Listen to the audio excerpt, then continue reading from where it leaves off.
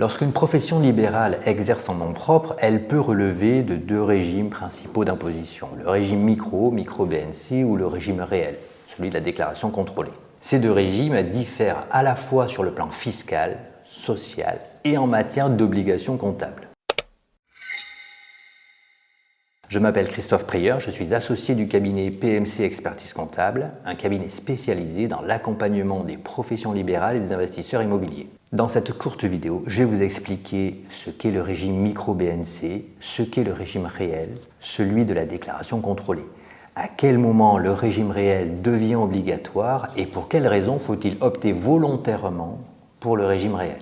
Le régime micro-BNC est un régime simplifié destiné aux professionnels libéraux dont l'activité reste de taille modeste. Sur le plan fiscal, le fonctionnement est simple. Le professionnel déclare uniquement son chiffre d'affaires encaissé. L'administration fiscale applique ensuite automatiquement un abattement forfaitaire de 34% pour déterminer le revenu imposable. Sur le plan social, les cotisations sont généralement calculées selon le régime micro-social simplifié. Elles correspondent à un pourcentage du chiffre d'affaires encaissé. Le montant des cotisations est de 23,2% du chiffre d'affaires. L'un des grands avantages du régime micro réside dans sa simplicité administrative. Les obligations comptables sont limitées. Il suffit de tenir un livre des recettes. Le régime réel, appelé régime de la déclaration contrôlée pour les professions libérales, repose sur une logique différente. Sur le plan fiscal, le bénéfice imposable correspond à la différence entre les recettes encaissées et les dépenses décaissées pour l'activité.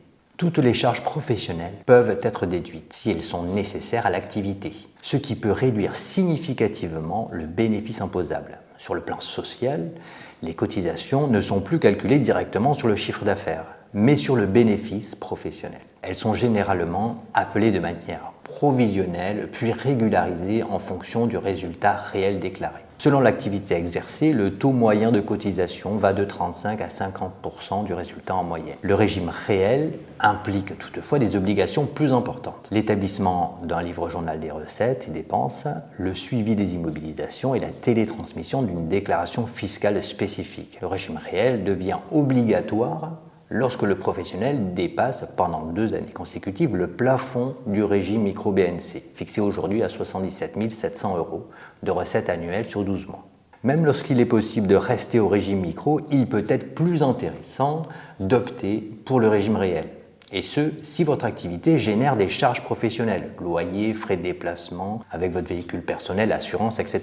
Ce que l'on constate lors de nos simulations, c'est que si vos recettes annuelles sont inférieures à 60 000 €, le régime micro reste souvent le régime le plus intéressant. Et si vos recettes sont supérieures à 60 000 €, le régime réel devient plus intéressant si le niveau de vos charges courantes dépasse 20 à 25% de vos recettes. Par exemple, pour une infirmière qui fait 70 000 € de recettes, qui paye un loyer de 500 € par mois et se déplace tous les jours avec son véhicule personnel, ses charges courantes peuvent vite dépasser 20 à 25% du total des recettes. Et dans ce cas, comme les charges sociales sont également déductibles, le régime réel devient plus intéressant. Attention, si vous avez opté au départ, lors de votre immatriculation au régime micro pour le prélèvement forfaitaire libératoire, il faut alors réaliser une simulation précise. Enfin, d'autres solutions peuvent être envisagées, comme l'option à l'IS ou la transition en CELAR. Si vous avez le sentiment de payer beaucoup de charges sociales et beaucoup d'impôts, vous pouvez nous contacter par mail ou par téléphone. Nos rendez-vous sont offerts et sans engagement. Enfin, si cette vidéo vous a été utile, vous pouvez vous abonner à notre chaîne. Nous publions très régulièrement des vidéos pratiques pour les professionnels libéraux. À bientôt.